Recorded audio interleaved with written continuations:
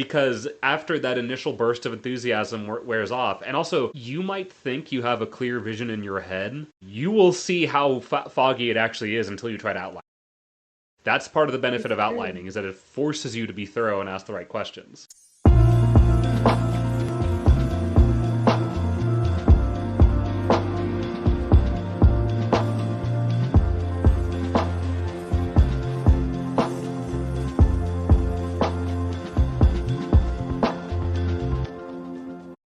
All right. Well, we had some Hollywood magic happening around here, some technical fun, and between like the full technical meltdown of my machine, and now I pulled a card from my friend Yannick Silver's deck, and it says, "You cannot pour from an empty cup."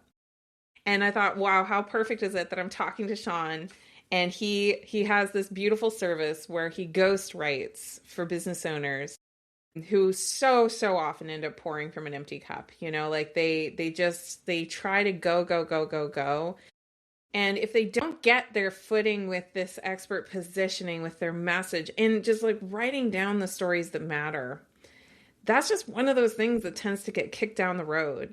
So can you talk to me a little bit about what it's like to hire a ghostwriter versus, the standard thing that a lot of business owners do is, I'll do it myself. I'll just make more hours in the day and I'll just do it.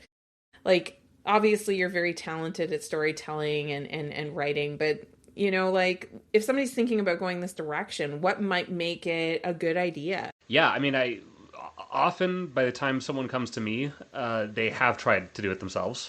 They've probably even worked with other ghostwriters that couldn't get them over the finish line. And I think that really comes down to identifying the heart of your story, which is, kind of what I've been talking about this whole time in different forms. But this is part of why that's so important. And it's part of why, actually, one of the first things I do, to give you a little bit of the process, is I have us write and agree on a book proposal, which is exactly what you would need if you were to go to a traditional publisher, which really you would submit that to a literary agent who decides if they want to represent you, and then they go to publishers. But ultimately, the whole idea of it is to justify why should the book exist. And there's a specific structure to it. The main thing is the outline, but there's even some more stuff beyond that.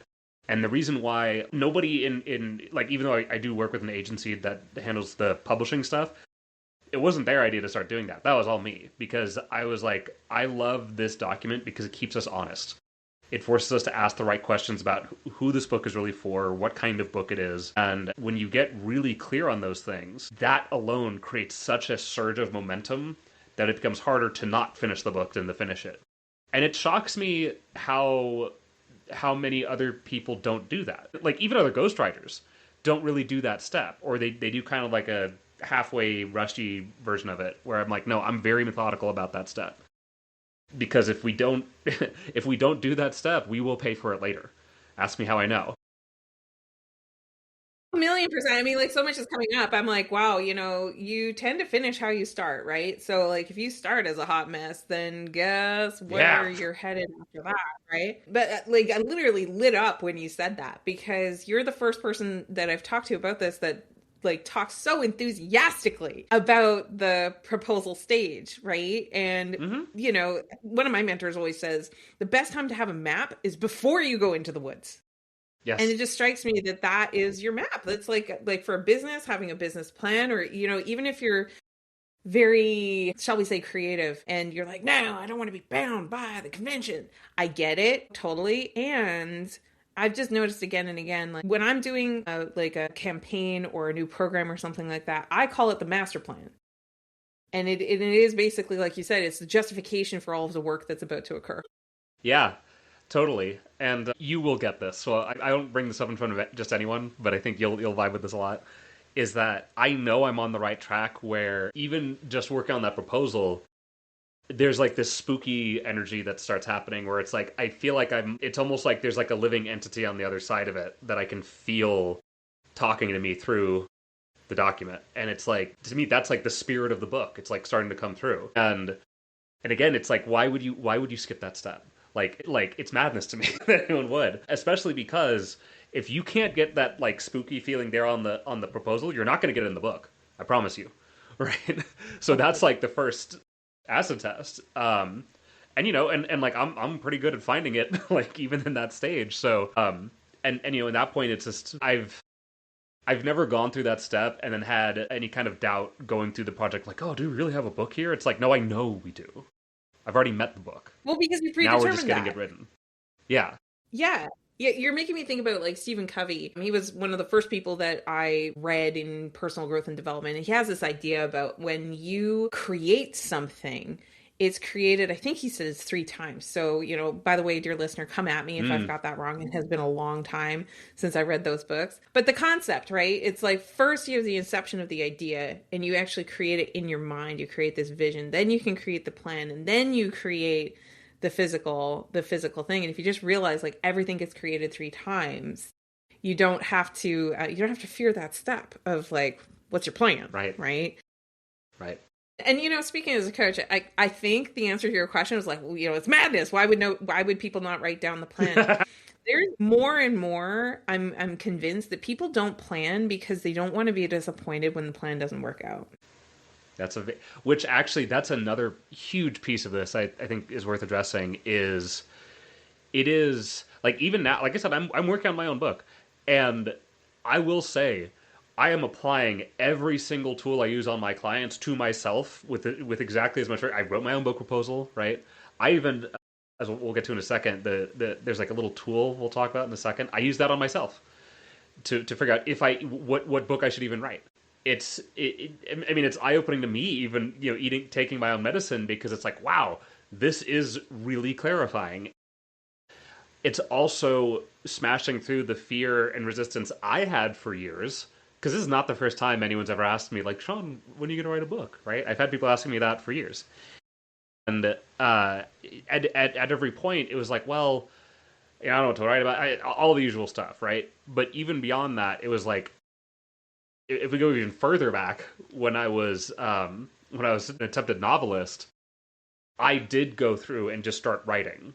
And that's part of how I learned, don't do that. Because after that initial burst of enthusiasm wears off, and also, you might think you have a clear vision in your head, you will see how foggy it actually is until you try to outline. That's part of the benefit of outlining, is that it forces you to be thorough and ask the right questions. And then you actually will have clarity once you answer those questions. But until you do that, when it's just a glimmer in your eye, good luck. There's all kinds of ways that can go awry. I'd rather know in advance what those are. And I think you're so right. That. Writing the proposal is like it's a lower stakes project, right? I can't recall exactly how many words are in a book, but like if you're sitting down to 50,000, 75,000 words versus a book proposal, and I understand you might have a little something that you want to share with the audience today that kind of gets them on the path of thinking like this. Do you mind telling us about that? Yeah, so this is a tool I created called the Book Clarity Engine. And what it is it's a custom GPT that I built with a very specific set of rules on the back end that are designed to guide you through a 30 to 60 minute session that answers, should I write a book? And what kind of book? And you'll either get a green light, yes, go ahead, write it now. Yellow light, yes, with some important modifications. Or red light, don't do it. Don't waste your time.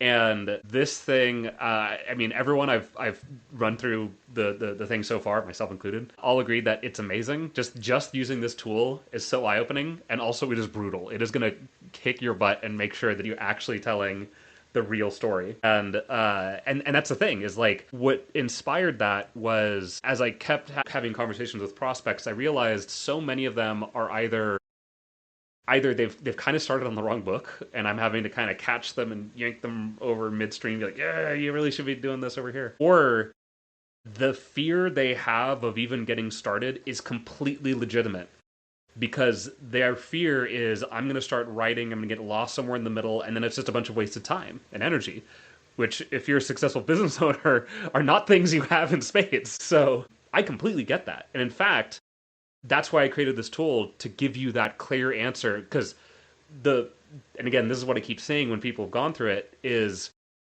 not only is it the clarity of like, yes, go ahead and write this. This is a viable book. It should be so exciting that you can't help but to want to take the next step. That's really what this tool is designed for, is that this thing is screaming at you, like, write me now. I deserve to exist. Let's do it, right? If you don't get to that point, then don't start a book. Why would you ever, right? Like, the Right. world That's a doesn't lot need, of work. yeah, it is. Even Goodness. with a ghostwriter, right? Like, because we're still gonna have to. I mean, I do a lot less interview time than other ghostwriters do, but still, like, it is gonna take effort. You are gonna have to go through revisions with me, just for, like, little fact checking, things like that. But ultimately, like, I want to make sure the time is well spent for you, right? For both of us, and that's where this tool comes in. Absolutely.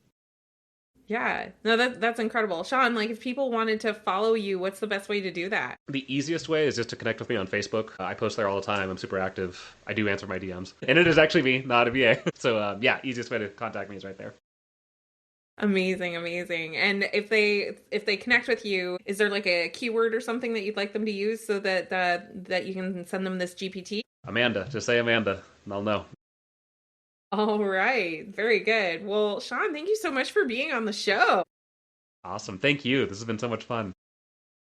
Appreciate you. And dear listener, don't forget, if you haven't hit that subscribe button, make sure you do so that you don't miss another episode. And we've got all of the links and all the ways you can follow Sean in the show notes below. And by the way, if you love this and you have a friend who has been, maybe they're the friend that you're like, hey, friend, you should write a book. Maybe they should listen to this episode first. So go ahead and grab the link Yes, and share it with please. at least 3 of your friends so that they can benefit from it. And then finally, if you're just loving what we're doing here at the show, one of the best things you can do for us is leave us an honest review. So when you leave that review, it helps people to decide, do I want to spend my precious commute or my precious morning walk listening to this show? That review, it's 2 minutes for you, and it is so tremendously valuable for us. So thank you so much for everyone who has left us a review. We're going to be back with another episode very shortly, but until then, make sure you do what matters.